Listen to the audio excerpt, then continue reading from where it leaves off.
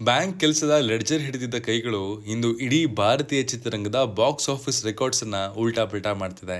ಚಿತ್ರರಂಗದಲ್ಲಿ ಯಾವುದೇ god father ಇಲ್ಲ, ಕೈ ಹಿಡಿಯೋದಕ್ಕೆ ದೊಡ್ಡ ಬ್ಯಾಕ್ ಗ್ರೌಂಡ್ ಇಲ್ಲ, ಕೊನೆಗೆ ಸಿನಿಮಾ ಸ್ಕೂಲ್ ಮೆಟ್ಲು ಕೂಡ ಹತ್ತಿಲ್ಲ. ಆದ್ರೂ ಕೇವಲ ಸಿನಿಮಾ ಮೇಲಿನ ಅತಿಯಾದ ಹುಚ್ಚು ಮತ್ತು ಕತ್ತಲಲ್ಲಿ ಬರೆದ ಕಥೆಗಳು ಇವತ್ತು ಇಡೀ ಇಂಡಸ್ಟ್ರಿಯನ್ನೇ ಆಳ್ತಿವೆ. ಕೈ ತುಂಬಾ ಸಂಬಳ ಬರುವಂತಹ ಬ್ಯಾಂಕ್ ಕೆಲಸವನ್ನ ಬಿಟ್ಟು ಅನಿಶ್ಚಿತತೆಯ ಸಿನಿಮಾ ಜಗತ್ತಿಗೆ ಕಾಲಿಟ್ಟು ಕಮಲ್ ಹಾಸನ್ ಅವರ ಅಪ್ಪಟ ಅಭಿಮಾನಿಯಾಗಿದ್ದ ಹುಡುಗನೇ ಇಂದು ಅವರಿಗೆ ಆಕ್ಷನ್ ಕಟ್ ಹೇಳೋ ರೇಂಜ್ಗೆ ಬೆಳೆದು ನಿಂತಿದ್ದಾನೆ. ಲೋಕೇಶ್ ಸಿನಿಮ್ಯಾಟಿಕ್ ಯೂನಿವರ್ಸ್ ಅನ್ನುವಂತಹ ಬ್ರ್ಯಾಂಡ್ ಅನ್ನ ಸೃಷ್ಟಿ ಮಾಡಿದಂತಹ ಲೋಕೇಶ್ ಕನಗರಾಜ್ ಅವರ ಲೈಫ್ ನ ಯಾರಿಗೂ ತಿಳಿಯದ ರೋಚಕ ಅನ್ಟೋಲ್ಡ್ ಸ್ಟೋರಿ ಇಲ್ಲಿದೆ. ಬನ್ನಿ ನೋಡ್ಕೊಂಬರೋಣ. ವೆಲ್ಕಮ್ ಟು ಖಡಕ್ ಸಿನಿಮಾ. ತಮಿಳುನಾಡಿನ ಕೊಯಮತ್ತೂರು ಜಿಲ್ಲೆಯ ಕಿನ್ನತ್ತು ಕಡುವ ಇವರು ಹುಟ್ಟಿದ ಜಾಗ. ಲೋಕೇಶ್ ಅವರ ತಂದೆ ಬಸ್ ಕಂಡಕ್ಟರ್ ಆಗಿ ದುಡಿತಾ ಇದ್ರು. Middle class family. ಅಲ್ಲಿ ಐಷಾರಾಮಿ ವ್ಯವಸ್ಥೆಗೆ ಜಾಗವಿರಲಿಲ್ಲ. ಆದ್ರೆ 3 ಅಣ್ಣ ತಮ್ಮಂದಿರ ನಡುವೆ ಬೆಳೆದಂತಹ ಲೋಕೇಶ್ ಅವರ ಕ್ರಿಯೇಟಿವ್ ಕನಸುಗಳಿಗೆ ಕುಟುಂಬ ಸದಾ ಬೆನ್ನೆಲುಬಾಗಿ ನಿಂತಿತ್ತು. ಶಾಲೆಯ ಗೋಡೆಗಳ ನಡುವೆ ಪಾಠ ಕಲಿತಾ ಇದ್ದಂತಹ ಲೋಕೇಶ್ ಮನಸ್ಸು ಮಾತ್ರ ಬೇರೆ ಕಡೆ ಇತ್ತು. ಅವ್ರದೇ ಆದಂತಹ ಲೋಕದಲ್ಲಿ ಕಳೆದು ಹೋಗ್ತಾ ಇದ್ರಂತೆ. ಲೋಕೇಶ್ ಅವರ ಕಥೆಗಳ ಜಗತ್ತು, ಸ್ಕ್ರೀನ್ ಮೇಲಿನ ಪಾತ್ರಗಳು, ಸೀನ್ ನಲ್ಲಿ ಉಪಯೋಗಿಸುವಂತಹ ಭಾಷೆ, ಇದರ ಬಗ್ಗೆನೇ ಕನಸು ಕಾಣ್ತಾ ಇದ್ರಂತೆ. ಫ್ಯಾಷನ್ ಟೆಕ್ನಾಲಜಿ ಮತ್ತು MBA ಒಂದು ವಿಚಿತ್ರ ತಿರುವು. PSG college of arts and science ಕೊಯಂಬತ್ತೂರಿನಲ್ಲಿ ಲೋಕೇಶ್ MBA ಇನ್ ಫಿನಾನ್ಸ್ ನ ಪೂರ್ಣಗೊಳಿಸಿದ್ರು. ಅದಕ್ಕೂ ಮೊದಲು ಅದೇ ಕಾಲೇಜ್ನಲ್ಲಿ ಫ್ಯಾಷನ್ ಟೆಕ್ನಾಲಜಿನ ಓದಿದ್ರು.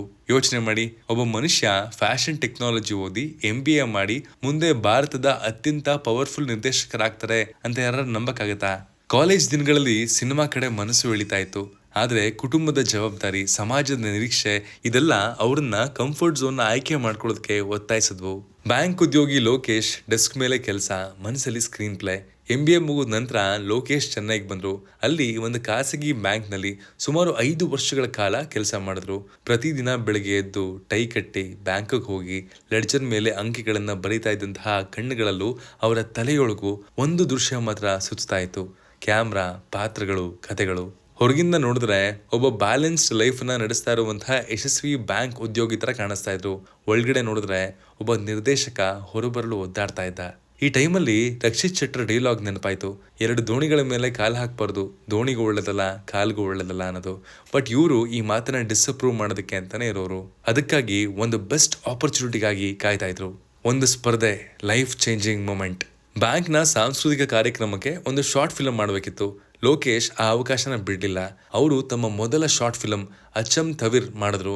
ಜೀವನದಲ್ಲಿ ಮ್ಯೂಸಿಕ್ನ ಇಂಪಾರ್ಟೆಂಟ್ ಮತ್ತು ಪ್ರತಿಯೊಬ್ಬ ಸಾಮಾನ್ಯ ಮನುಷ್ಯನು ತನ್ನ ಜೀವನದ ನಾಯಕ ಎಂಬ ಭಾವನೆಯನ್ನ ಹೇಳುವಂತಹ ಕಾಮಿಡಿ ಚಿತ್ರ.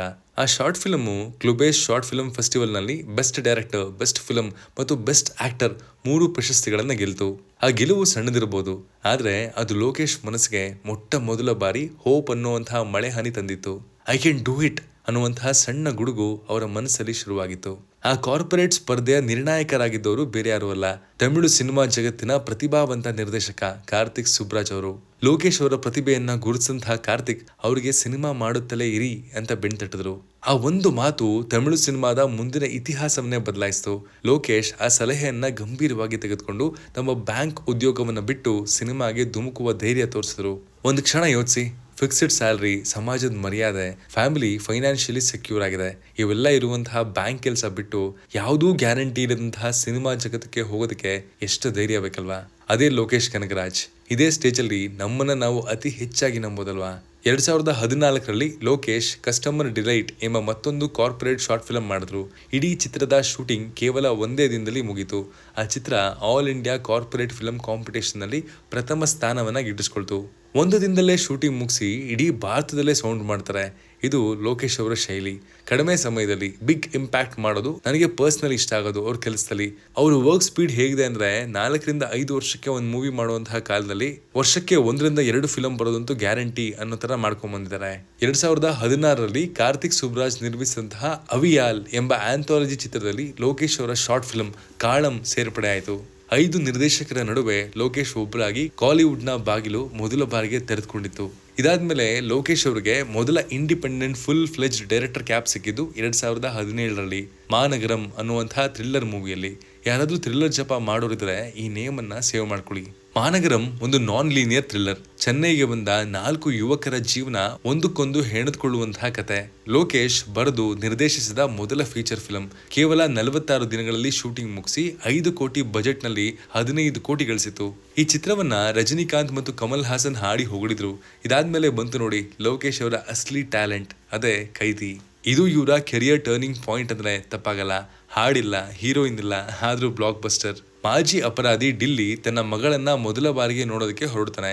ಆದ್ರೆ ಒಂದು ರಾತ್ರಿಯ ಡ್ರಗ್ ರೈಡ್ ಎಲ್ಲವನ್ನ ಬದಲಾಯಿಸ್ಬಿಡುತ್ತೆ. ಈ ಚಿತ್ರ ಕಮರ್ಷಿಯಲ್ ಸಕ್ಸಸ್ ಆಗಿ LCU ಮಾಡೋದಕ್ಕೆ ಮೊದಲ ಸ್ಟೆಪ್ ಆಯಿತು. 25 ಕೋಟಿ ಹಾಕಿ 104 ಕೋಟಿ ಬಾಚಿದ ಈ film all over India Lokesh ಅವರಿಗೆ ಫ್ಯಾನ್ ಬೇಸ್ ತಂದ್ಕೊಡ್ತು. ಪೋಸ್ಟ್ ಕೋವಿಡ್ ಪೀರಿಯಡ್ ಅಲ್ಲಿ ತಮಿಳು ಸಿನಿಮಾ ಲವರ್ಸ್ಗೆ ಒಂದು ಮಾಸ್ಟರ್ ಕ್ಲಾಸ್ ತಗೊಂಡ್ರು, ಅದೇ ಮಾಸ್ಟರ್. ಇದರಲ್ಲಿ ತಲಪತಿ ಅಂಡ್ ಸೇತುಪತಿ ಜುಗಲ್ಬಂದಿಗೆ ಬಾಕ್ಸ್ ಆಫೀಸ್ ಶೇಕ್ ಆಗೋಯ್ತು. 220+ ಕೋಟಿ ಕಲೆಕ್ಷನ್ ಮ್ಯಾಜಿಕಲ್ ನಂಬರ್ಸ್ ಅನ್ನ ಮಾಡ್ತು. ಇದಾಗಿ ಒಂದೇ ವರ್ಷಕ್ಕೆ ಕಮಲ್ ಹಾಸನ್ ಅವರ ಡೈ ಹಾರ್ಟ್ ಫ್ಯಾನ್ ಆದಂತಹ ಲೋಕೇಶ್ ಅದೇ ಕಮಲ್ ಅವರಿಗೆ ಆಕ್ಷನ್ ಕಟ್ ಹೇಳ್ತಾರೆ.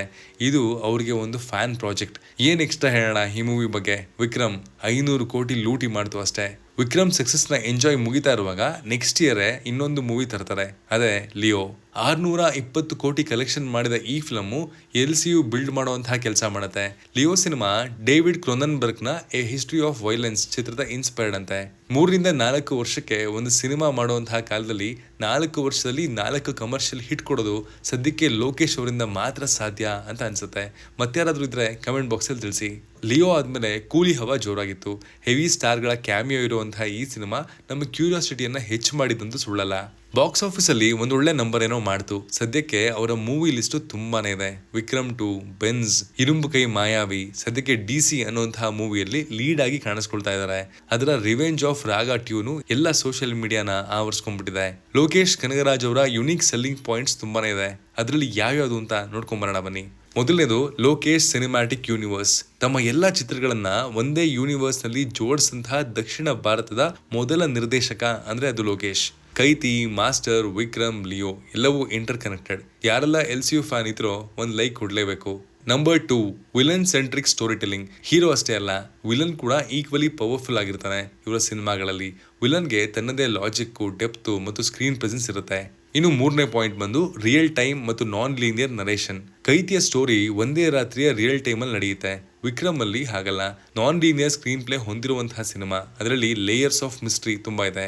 ಇನ್ನು 4ನೇ ಪಾಯಿಂಟ್ ಬಂದು action plus emotion balance. Pure action ಮಾತ್ರ ಅಲ್ಲ, ಪ್ರತಿ ಆಕ್ಷನ್ ಸೀನು ಒಂದು ಎಮೋಷನಲ್ ಲೇಯರ್ ತಂದು ನಮ್ಗೆ ಕನೆಕ್ಟ್ ಆಗೋ ಹಾಗೆ ಮಾಡೋದು ಇವರ ಡೈರೆಕ್ಷನ್ ಸ್ಪೆಷಾಲಿಟಿ.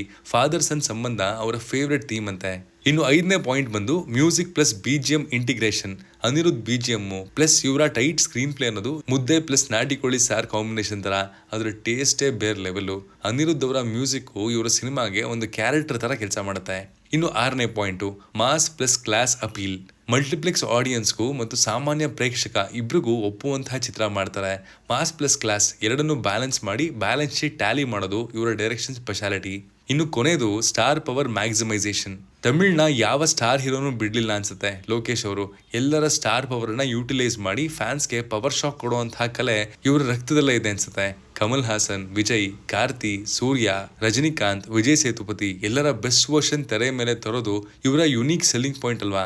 ಲೋಕೇಶ್ ಅವರು ಟೀನೇಜ್ ವಯಸ್ಸಿನಲ್ಲೇ ಐಶ್ವರ್ಯ ಅವರ ಪ್ರೇಮದಲ್ಲಿ ಬಿದ್ದಿದ್ರಂತೆ. ಸುಮಾರು 12 ವರ್ಷಗಳ ಕಾಲ ಪ್ರೇಮದಲ್ಲಿದ್ದ ನಂತರ ಜಾನ್ವರಿ 8, 2012 ಐಶ್ವರ್ಯ ಅವರನ್ನ ವಿವಾಹವಾದ್ರು. ಲೋಕೇಶ್ ದಂಪತಿಗೆ 2 ಹೆಣ್ಮಕ್ಳು, ಅದ್ವಿಕಾ ಲೋಕೇಶ್ ಮತ್ತು ಆರುದ್ರಾ ಲೋಕೇಶ್.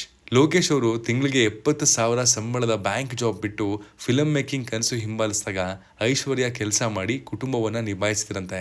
ಮೊದಲ ಮಗು ಹುಟ್ಟಿದ ಕೆಲವೇ ದಿನಗಳಲ್ಲಿ ಮತ್ತೆ ಐಶ್ವರ್ಯ ಅವರು ಕೆಲ್ಸಕ್ಕೆ ಹೋಗಿ ಮನೆ ನಡೆಸುವಂತಹ ಜವಾಬ್ದಾರಿ ತಗೋತಾರೆ. ಇವರ ಈ ಸ್ಯಾಕ್ರಿಫೈಸ್ಗೆ ನಮ್ಮ ಕಡೆಯಿಂದ ಒಂದು ದೊಡ್ಡ ಸಲ್ಯೂಟ್. ಇದಾಗಿತ್ತು ನಿಮ್ಮ ಆನ್ ಡಿಮ್ಯಾಂಡ್ ಲೋಕೇಶ್ ಕನಗರಾಜ್ ಅವರ ಅನ್ಟೋಲ್ಡ್ ಸ್ಟೋರಿ. ಏನನ್ನಿಸ್ತು ಅನ್ನೋದನ್ನ ಕಮೆಂಟ್ ಬಾಕ್ಸ್ ಅಲ್ಲಿ ತಿಳಿಸಿ. ವಿಡಿಯೋ ಇಷ್ಟ ಆಗಿದೆ ಒಂದು ಹೈಪ್ ಕೊಡಿ, ಅದರಿಂದ ಸುಮಾರು ಜನಕ್ಕೆ ಈ ವಿಡಿಯೋ ತಲುಪುತ್ತೆ. ಆಸ್ ಯೂಶುವಲ್ ಮತ್ತೆ ಸಿಗೋಣ. Love you all. Signing off Manu.